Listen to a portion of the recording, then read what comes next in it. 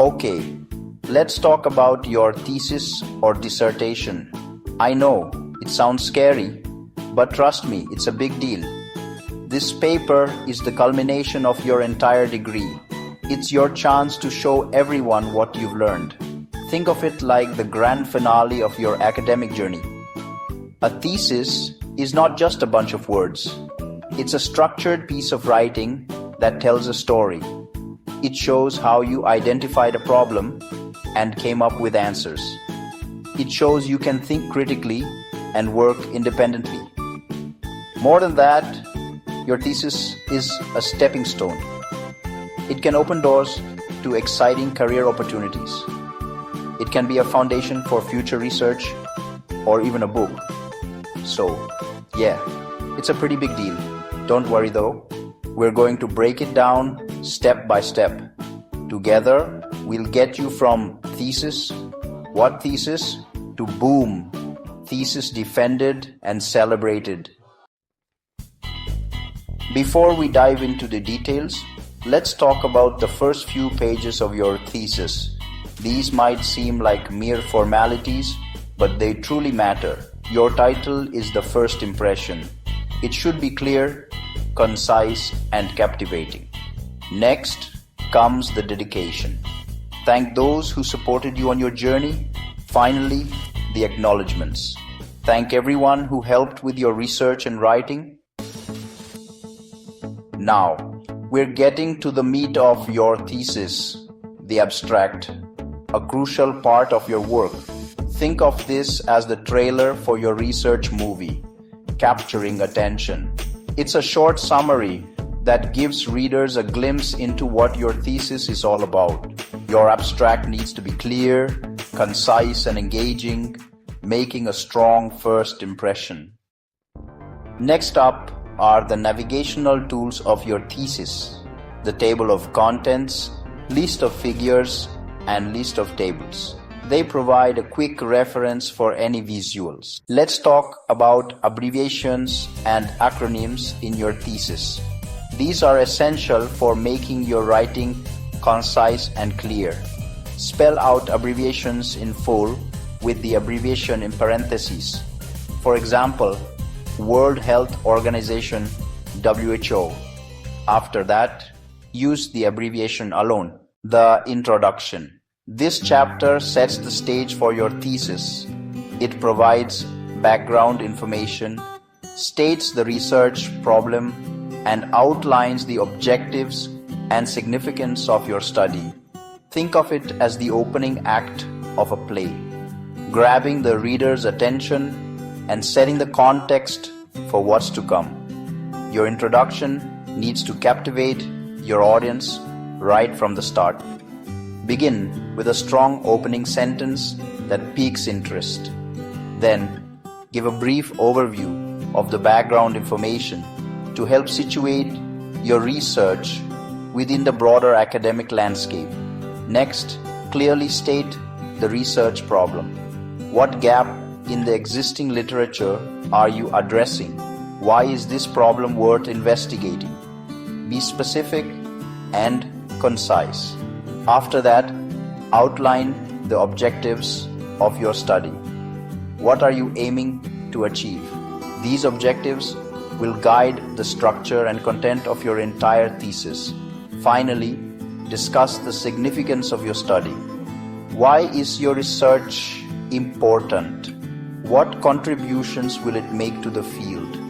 This section should leave your readers with a clear understanding of the value of your work.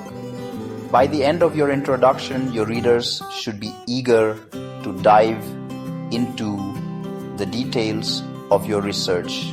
Remember, a well-crafted introduction sets the tone for the rest of your thesis, so take your time to get it right. The literature review.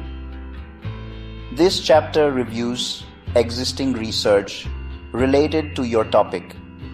It identifies gaps in the current knowledge and shows how your research will address these gaps. Think of it as a conversation with other researchers, where you position your work within the broader academic dialogue. Begin by organizing your literature review logically, often thematically, chronologically, or methodologically. This will help your readers understand the evolution of research in your area and how your work fits into this narrative. Remember, a thorough and well-structured literature review is essential for laying the groundwork for your research. Methodology. This chapter explains how you conducted your research.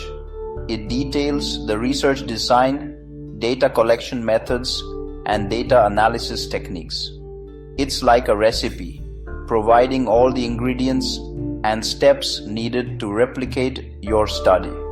Outline your research design and explain why it suits your research question. Describe your data collection methods and tools.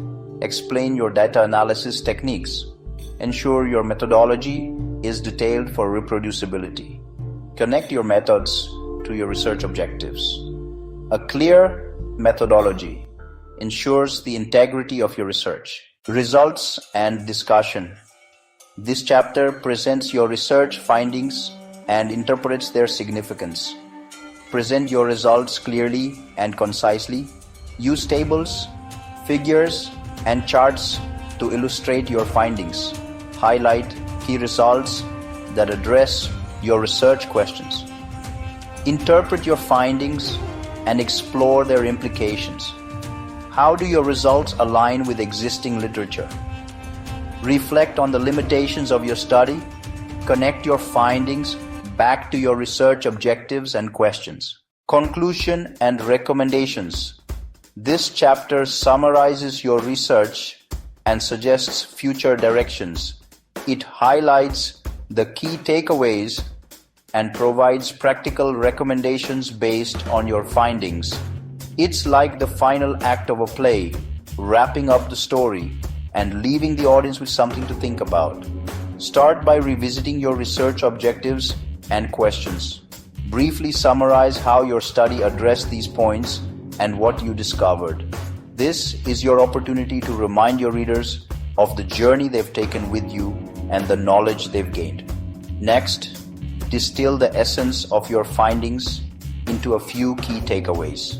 What are the most important insights your research has uncovered? Emphasize the practical implications of your work. How can your findings be applied in the real world? Whether it's influencing policy, informing practice, or guiding future research, make sure your recommendations are clear and actionable. Consider the broader impact of your study. How does it contribute to the existing body of knowledge in your field? Reflect on the new questions your research raises and suggest areas for further investigation. This not only demonstrates the significance of your work, but also paves the way for future scholars to build upon your study. Finally, end on a strong note. Your conclusion should leave a lasting impression, so take a moment to reflect on the journey of your research.